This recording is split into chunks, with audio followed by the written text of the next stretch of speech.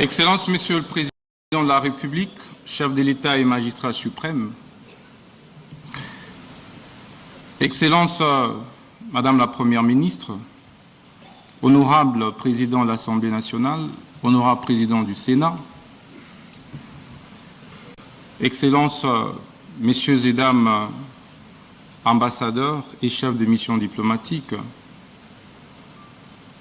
Monsieur le Président de la Cour constitutionnelle et Président du Conseil supérieur de la magistrature, honorables députés, honorables sénateurs, Mesdames et Messieurs les membres du gouvernement, distingués invités en vos titres et qualités respectifs. Qu'il me soit permis, Excellence Monsieur le Président de la République, magistrat suprême, de vous exprimer toute ma gratitude. Gratitude à cause de ma nomination en qualité de ministre d'État, ministre de la Justice et garde des Sceaux de la République démocratique du Congo. Vous avez risqué, alors que personne ne pouvait parier sur un jeune député issu des rangs de l'opposition politique, afin qu'il se voie confier ces lourds et grands portefeuilles régaliens, celui du ministère de la Justice. 5 mois après, Excellence Monsieur le Président de la République, je pense que votre choix fait plus que jamais l'unanimité. L'unanimité par l'adhésion populaire que les différentes actions et initiatives du ministre, votre ministre de la Justice, requièrent dans l'opinion. Excellence, Monsieur le Président de la République, permettez-moi également de vous rendre hommage pour votre sens élevé de patriotisme. C'est une première dans notre histoire politique que d'avoir un chef de l'État, un président de la République, qui affronte de manière aussi viscérale un ennemi, M. Paul Kagame, qui a tant endeuillé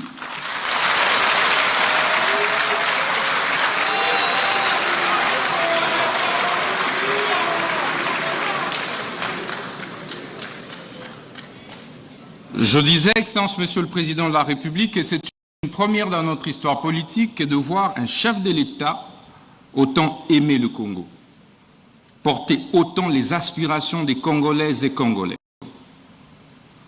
travailler pour la préservation de l'intégrité du territoire national, en ouvrant un front politique, diplomatique, judiciaire clair contre l'agression rwandaise pilotée par ce criminel économique et criminel de guerre, M. Paul Kagame.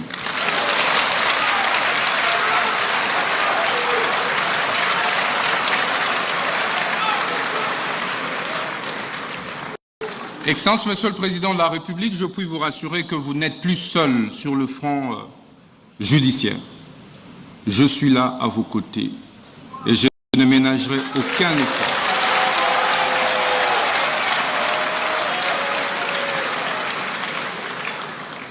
pour que la République démocratique du Congo, au travers de votre autorité, puisse gagner cette bataille injuste, cette guerre injuste et illégale qui nous a été imposée injustement à cause de nos ressources naturelles. Excellence, Monsieur le Président de la République, après cette phase d'hommage, permettez-moi de rappeler également votre dévouement pour l'instauration de l'état de droit, véritable état de droit, depuis votre avènement à la tête de notre pays. Et cet état de droit passe indubitablement par une justice juste et équitable. Mais Excellence, Monsieur le Président de la République, c'est quoi alors la justice ?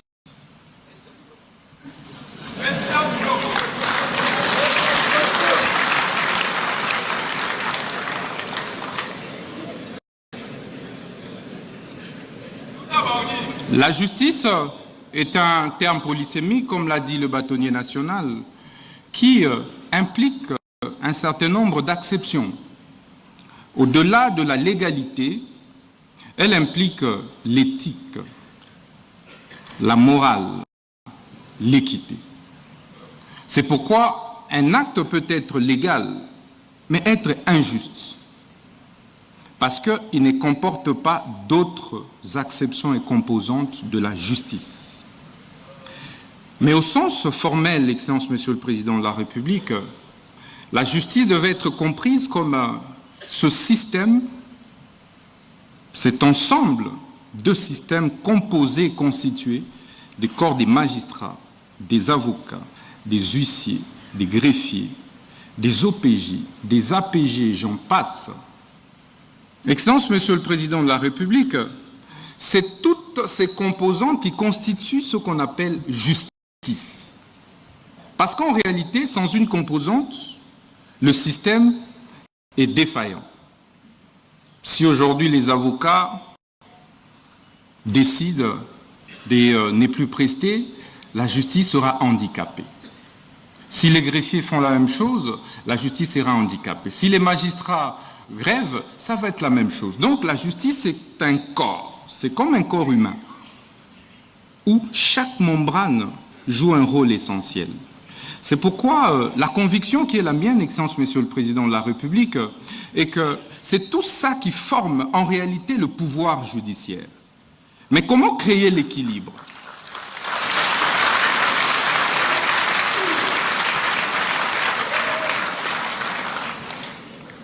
Mais comment alors créer l'équilibre et veiller qu'une composante puisse empiéter sur les fonctions d'une autre composante? C'est ça le rôle du ministre de la Justice. Il faut un arbitre. Il faut un arbitre qui régule. Il faut un arbitre qui voit comment le juge ne peut pas empiéter sur les prérogatives et fonctions des huissiers, comment les greffiers ne doivent pas empiéter sur les prérogatives des huissiers, ainsi de suite. C'est ça le rôle du ministre de la Justice, Excellence Monsieur le Président de la République. Et donc, le ministre de la Justice ne devrait pas être perçu comme un simple membre du gouvernement de l'exécutif. Il est un pendant entre le pouvoir exécutif et les pouvoirs judiciaires.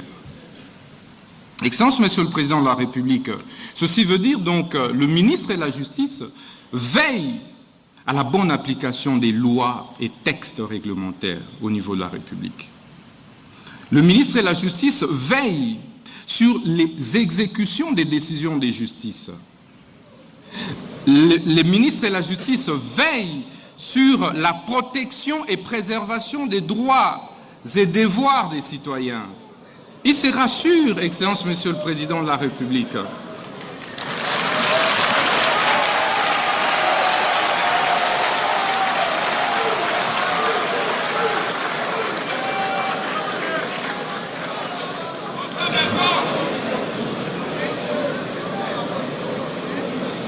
Je disais donc que le ministre de la Justice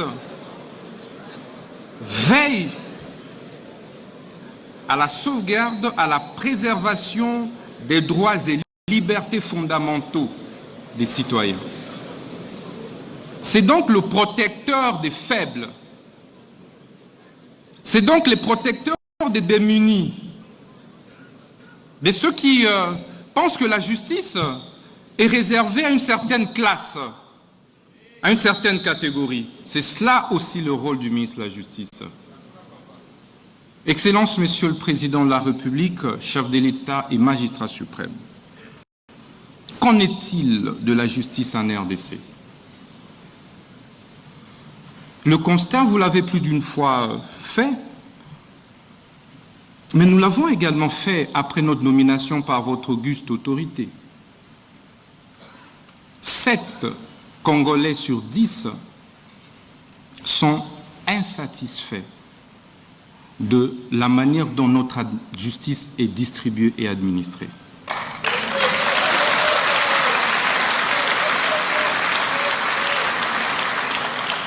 Sept Congolais et Congolais sur 10 ne se retrouvent pas dans la justice telle que distribués et administrés aujourd'hui en République démocratique du Congo. D'où les différents jérémiades, les différentes plaintes, parfois les différentes tensions sociales observées au sein de notre société.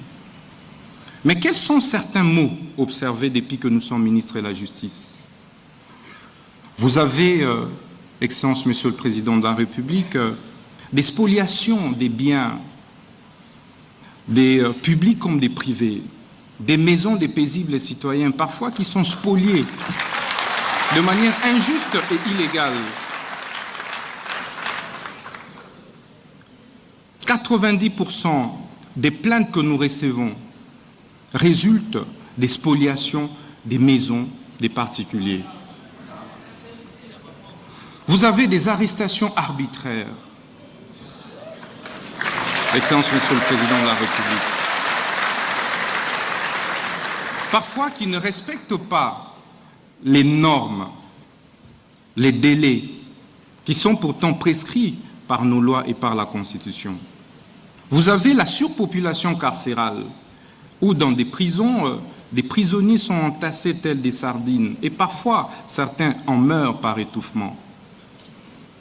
Vous avez, Excellence, Monsieur le Président de la République, des saisies intempestives des comptes et des avoirs, aussi bien des sociétés privées que publiques, et même des services publics. Vous avez, Excellence, Monsieur le Président de la République, également des mauvaises conditions de vie et de travail des différents acteurs de la justice. Lorsque les magistrats tombent malades, il est obligé parfois de fournir beaucoup d'efforts pour se faire soigner. Lorsqu'un magistrat meurt, ils sont obligés de se cotiser pour pouvoir enterrer l'un des leurs.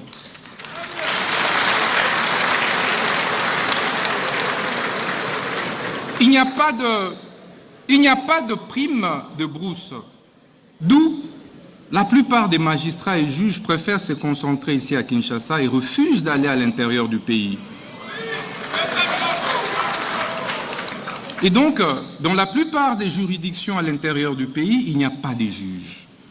Il y a une insuffisance des magistrats. Et donc, la justice n'est pas bien dite à l'intérieur du pays. Mais cela est dû aussi aux mauvaises conditions de travail, aux mauvaises conditions de vie de ces magistrats, parfois qui prennent d'énormes risques pour ceux qui acceptent, Excellence, Monsieur le Président de la République. Ils n'ont pas de moyens de mobilité. C'est tout ça qui fait que notre justice soit malade. C'est tous ces mots compilés. Mais que faire pour pouvoir en guérir, Excellence, Monsieur le Président de la République? Mais il faut discuter, il faut un cadre pour échanger. Il faut se regarder dans les yeux. Pourquoi? Parce que seule la justice élève une nation. Je dis, Excellence, Monsieur le Président de la République, la justice est la colonne vertébrale d'un État. Ça devrait être le premier pilier de l'action gouvernementale. Quels que soient les efforts que l'on puisse fournir dans les secteurs de l'économie, dans les secteurs des finances, quelles que soient les réformes que l'on puisse opérer, tant que la justice est malade, rien ne marchera, Excellence, Monsieur le Président de la République.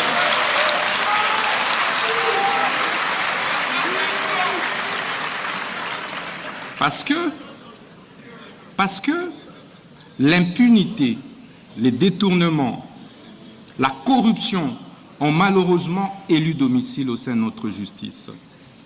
Et il sera ainsi difficile de pouvoir impulser le développement de notre République sans toucher de fond la réforme de la justice. Donc, il nous faut du courage, il nous faut de l'audace, puisque nous n'avons que ce pays, de nous regarder en face et de nous dire les problèmes c'est à tel niveau et la thérapie est là. Et accepter que cette thérapie soit administrée de manière ferme, claire et sans faille, Excellence, Monsieur le Président de la République.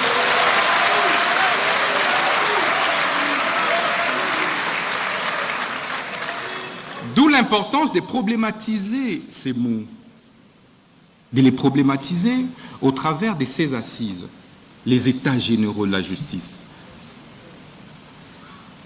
Ces États généraux qui interviennent, Excellence, 9 ans après ceux qui ont été organisés en 2015, sont une première du genre pour votre Excellence, depuis votre avènement à la tête de ce pays. C'est donc un moment particulier pour que nous puissions ensemble, de manière concertée et en synergie, faire les diagnostics réels des maux qui rongent notre justice, faire l'autopsie de notre justice, afin de pouvoir en proposer de manière claire une thérapie de choc qui pourra faire mal, Excellence, Monsieur le Président de la République. Mais comme vous le savez, lorsque un citoyen, un compatriote est malade et que vous lui administrez plutôt du lait, il ne va pas en guérir. Il faut donc lui administrer la quinine. Il faut...